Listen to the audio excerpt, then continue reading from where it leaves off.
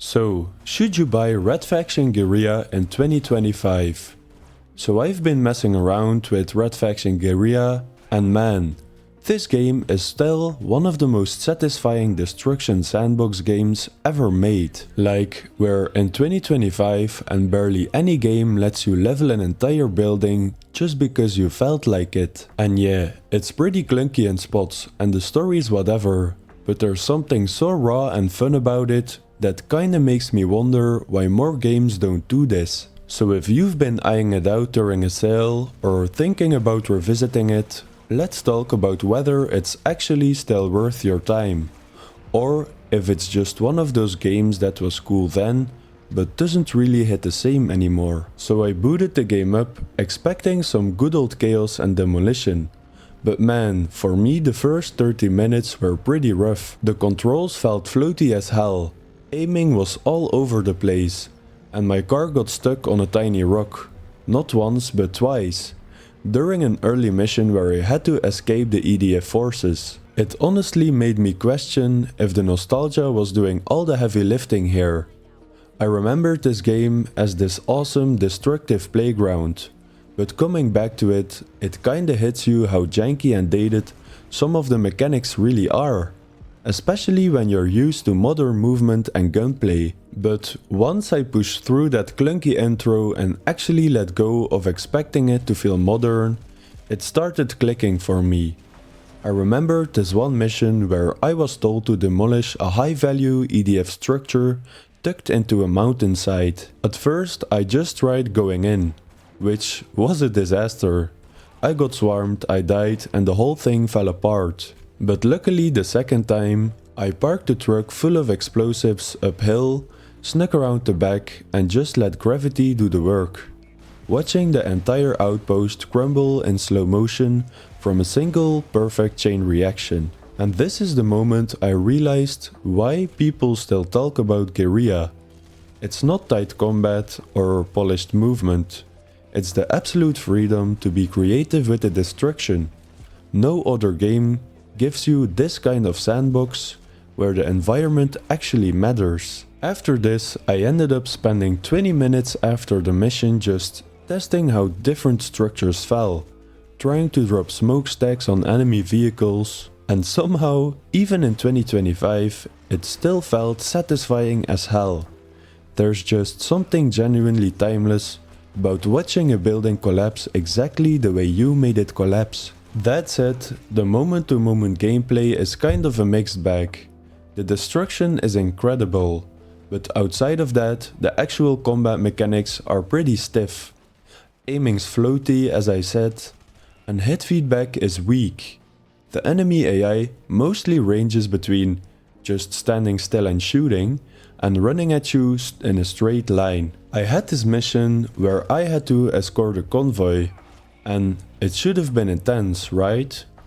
I'm playing on hard mode, you're in the open, vehicles everywhere and chaos unfolding.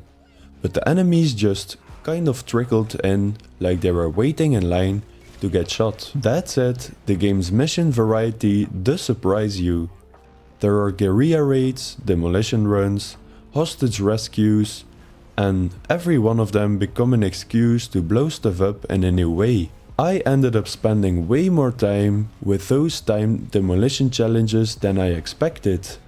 They turn destruction into this little puzzle. For example, how can I drop this tower using only 2 remote charges and a sledgehammer? So while the core systems might be clunky by today's standards, the game constantly finds ways to make up for it. Not by being smooth or refined, but by being weirdly playful with its tools. So visually, the game is definitely showing its age, but not always in a bad way. The color palette is completely washed out, with its orangey brown Martian dust smeared across everything. And at first, it just looks ugly, but the longer you play, the more it kind of clicks.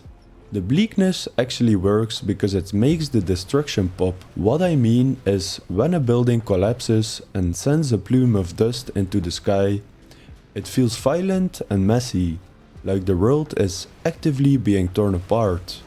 Still, the textures are muddy, character models are pretty stiff, And then the cutscenes, man, the animations are hilariously robotic. There was this one rebel leader giving me a heartfelt speech, but his face didn't move at all. It was like a mannequin delivering a TED talk, but on the performance side it's surprisingly solid. I played the remastered version on my PC and it ran like butter, even during the big explosions. It didn't really crash, I didn't really have frame drops, and the loading times were pretty minimal. So while it's definitely not a looker, especially compared to modern games, there's a grittiness to the presentation that almost feels intentional. Like the game knows it's scrappy and leans into it. Now, if you're hoping for a gripping story with twists and deep characters, you're gonna be pretty disappointed. The plot is basically bad guys control Mars, blow stuff up until they don't. And that's about it. And I really tried to care about the rebellion. I really did. But most of the characters are just some background noise. They simply exist to give you your next objective and then disappear. I wrote down that there was this one mission where a character you barely know sacrifices themselves, and the game treats it like a huge emotional moment. But I literally went, wait, who's that guy? And just kept driving. But weirdly, the simplicity of it all kind of works. The story doesn't really get in the way of the fun.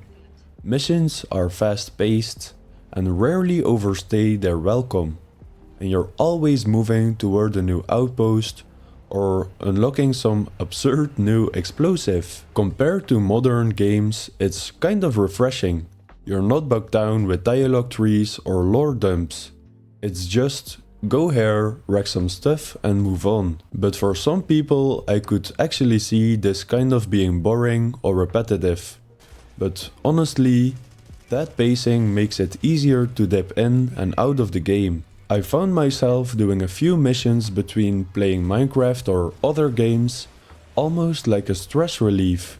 So yeah, it's pretty brainless but not in a bad way.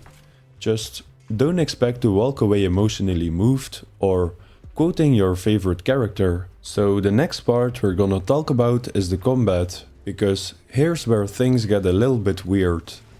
On the surface it looks like a shooter, because you've got rifles, explosives, a jetpack, but honestly, the gunplay is super mid. Enemies feel more like Paper Mario cutouts than actual threats. I get swarmed by 5 or 6 guys, and while I normally like it, half of them would stand in the open like they were waiting for their turn to die. I remember one mission where I blew up a guard tower. The explosion sent a truck flying, and 2 soldiers just stood next to it, calmly shooting at the wall. But you know what, it kinda doesn't really matter. The real combat isn't about the guns, it's about the destruction, so maybe it's a blessing in disguise that the combat's bad. You're not trying to outmaneuver AI or land headshots, you're just trying to drop a smokestack on a squad. So at the end of the day, should you buy Red Faction Guerrilla in 2025? Well, honestly, if you go in expecting a polished, modern open world game with deep systems, you're probably not going to like it very much. The story is pretty forgettable, the AI is clunky, and some missions aren't that fun. But if you just want to unleash some chaos and watch buildings collapse and mess around in the sandbox, it's absolutely still worth playing. And considering the very cheap price on Steam, in my opinion it's still worth playing. So until next time, and thank you for watching.